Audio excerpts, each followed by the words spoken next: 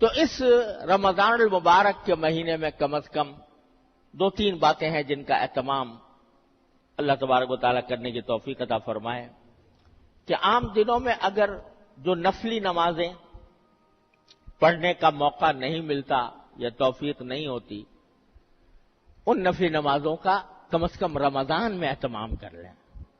مثلا تہجد، آخر رات میں اللہ تبارک و تعالیٰ کی بارگاہ میں کھڑے ہو کر نماز ادا کرنا، یہ اتنی عظیم عبادت ہے اور اس کے اتنے عظیم فوائد ہیں، اور اس کے ذریعے انسان کی روح کو اتنی ترقی ملتی ہے کہ جو اور کسی عمل سے نہیں ملتی، کسی نفلی اور عمل سے نہیں ملتی. لیکن عام دنوں میں ہم لوگ بکثرت اس عبادت سے محروم رہتے ہیں، کیونکہ زندگی کا ڈھانچہ ایسا بن گیا ہے، ایسا برا ڈھانچہ بن گیا ہے کہ رات جو اللہ تعالی نے سونے کے لیے بنائی ہے وہ آدھے سے زیادہ جاگنے میں گزر جاتی ہے. 12-1 بجے سے پہلے لوگ سوتے نہیں، اور صبح کو 12 بجے سے پہلے کاروبار شروع نہیں ہوتا. 12-1 بجے سے یہ ایسی مصیبت کھڑی ہو گئی ہے کہ جس نے ہماری پوری زندگی کا نظام بدل کے ڈال دیا ہے. اس کا نتیجہ یہ ہے کہ آخر شب میں اٹھنا تو کجا، فجر کی نماز کے بھی لالے پڑ جاتے. لہذا عام دنوں میں توفیق نہیں ہوتی تہجد کی نماز کی، لیکن رمضان کے مہینے میں آدمی کو اپنی پیٹ کی خاطر آخر میں اٹھنا پڑتا ہے. سحری کھانے کے لیے لازماً اٹھنا پڑتا ہے. اگر روزہ رکھنا ہے تو صبح کو فجر سے پہلے سحری کھانا ضروری، اور اس کے لیے اٹھنا ہے. تو جب اٹھنا ہی ہے تو اس سے آدھا گھنٹہ پہلے اٹھ جاؤ، اور آدھا گھنٹہ پہلے اٹھ کر اس میں 8 رکعتیں تہجد کی پڑھ لو. اللہ تبارک و تعالیٰ کی بارگاہ میں حاضری دے دو، اور وہ دعا، وہ وقت دعا کی قبولیت کے لیے بڑا نادر وقت. تو 8 رکعتیں پڑھ کر اللہ تبارک و تعالیٰ سے دعا مانگے، اور اس میں یہ بھی دعا مانگ لے کہ یا اللہ آپ نے اس وقت توفیق دے دی ہے رمضان میں یہ کام کرنے کی، یا اللہ مجھے باقی اوقات میں بھی، باقی زندگی کے اندر بھی توفیق عطا فرما دی. تو تہجد کی نماز جو عام دنوں میں نہیں ہوتی، ان دنوں میں کوشش کر لیں کہ ہو جائے. اشراق کی نماز ہے، یعنی طلوع آفتاب کے بعد جب آفتاب جو ہے ذرا بلند ہو جائے، تقریباً 12-15 منٹ کے بعد 2 رکعتیں یا 4 رکعتیں اشراق کی پڑھنا مسنون ہے، نفل ہے.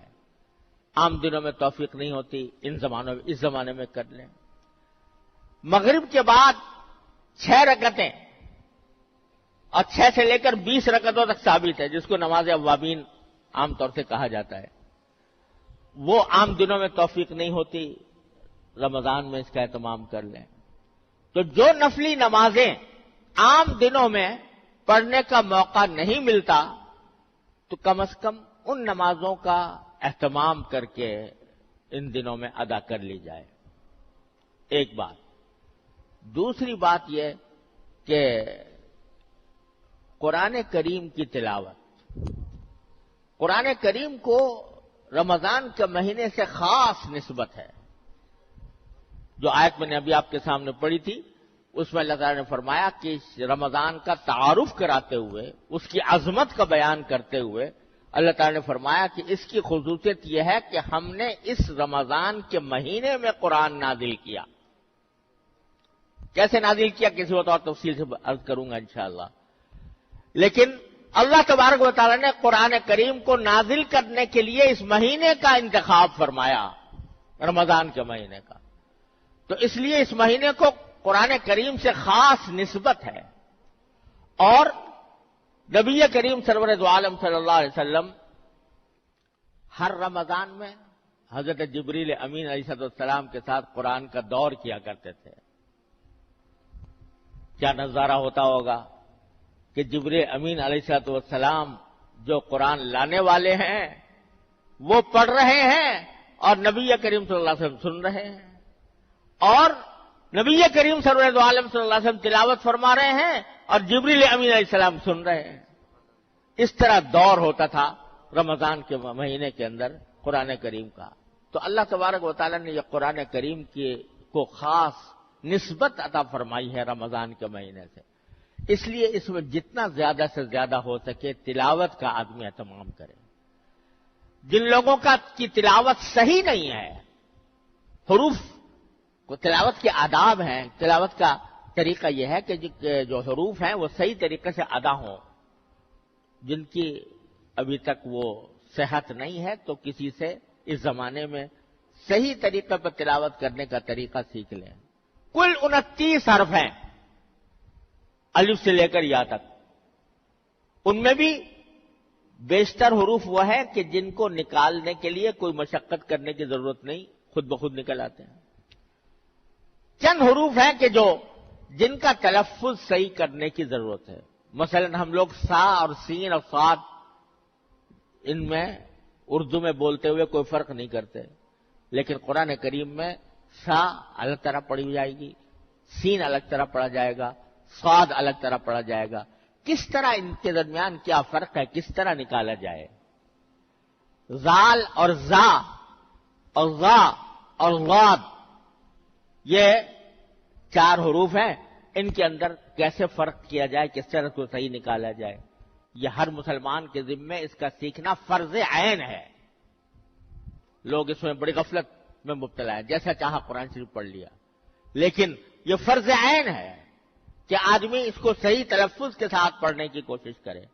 تو اگر کسی کا تلفظ صحیح نہیں ہے تو اس رمضان کے مہینے کے اندر اس کا تلفظ صحیح کر کے تلاوت کا زیادہ سے زیادہ وقت جو ہے وہ تلاوت میں گزارا جائے۔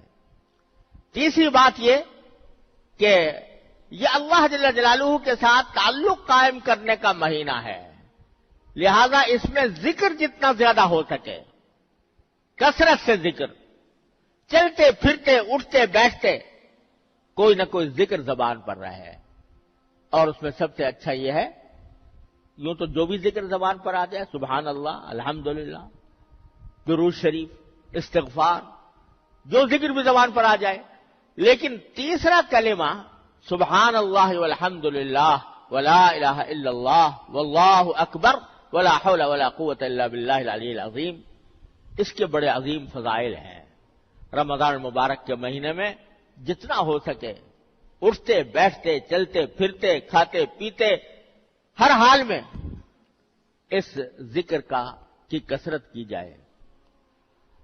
اور بھائی چوتھی بات یہ کہ اللہ تعالی نے یہ مہینہ دعاؤں کا مہینہ بنایا، دعاؤں کا مہینہ، کہ اس میں اللہ تبارک و تعالیٰ کی طرف سے دعا کی قبولیت کے دروازے کھلے ہوتے ہیں۔ تو دعائیں کثرت سے کرو اللہ تبارک و تعالیٰ کے بارگاہ میں، اور اللہ تعالیٰ کی رحمت یہ ہے کہ اگر اپنے کسی دنیاوی مقصد کے لیے بھی دعا کرو گے، وہ بھی اللہ تعالیٰ کے ہاں عبادت لکھی جاتی ہے، اس پر بھی اجر و ثواب ملتا ہے۔ آپ کہو یا اللہ میرا قرضہ جلدی ادا کرا دیجئے، تو دعا تو مانگ رہے ہو اپنا قرض ادا کرانے کی، لیکن اس عمل کے اوپر براہ راست اس دعا کے اوپر ثواب مل رہا ہے۔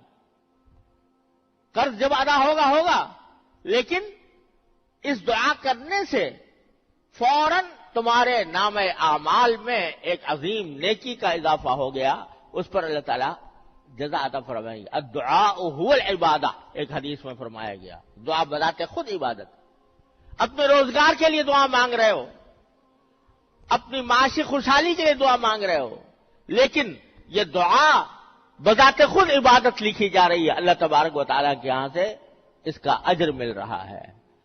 تو دعاؤں کی کثرت، اور بزرگوں کا ایک معمول یہ رہا ہے کہ عصر کے بعد آدمی اگر مسجد میں نماز پڑھنے کے لیے جائے تو اگر وہیں پر اعتکاف کی نیت سے بیٹھ جائے مغرب تک، اور اس میں جتنی تلاوت کی توفیق ہو تلاوت کرے، کچھ ذکر کرے، دعائیں، مناجات مقبول جو نبی حضرت حکیم الامت مولانا اشرف علی صاحب تھانوی رحمۃ اللہ علیہ کی مناجات ہے، دعاؤں کا مجموعہ ہے، وہ پڑھے، اور پھر باقی وقت اللہ تعالیٰ سے اپنے حاجات مانگنے میں گزار دیں، یہاں تک کہ افطار ہو جائے۔ تو اس کے ہمارے بزرگوں کا یہ معمول رہا ہے اور اس معمول سے کہ بڑے انوار و برکات ہیں. تو کوشش کی جائے کہ اپنے اوقات کو زیادہ سے زیادہ فارغ کر کے جتنا وقت مل سکے وہ اللہ تعالیٰ کی عبادت میں صرف کیا جائے. تو انشاءاللہ اللہ تعالیٰ کی رحمت سے امید ہے کہ یہ رمضان ہم سب کے لیے خیر و برکت کا ذریعہ بنے گا، ہمارے گناہوں کی مغفرت کا ذریعہ بنے گا، ہمارے لیے انشاءاللہ ترقی درجات کا ذریعہ ہوگا. اللہ تبارک و تعالیٰ اپنے فضل و کرم سے اپنی رحمت سے ہم سب کو اس کی توفیق عطا فرمائے. وآخر دعوانا الحمدللہ رب العالمین.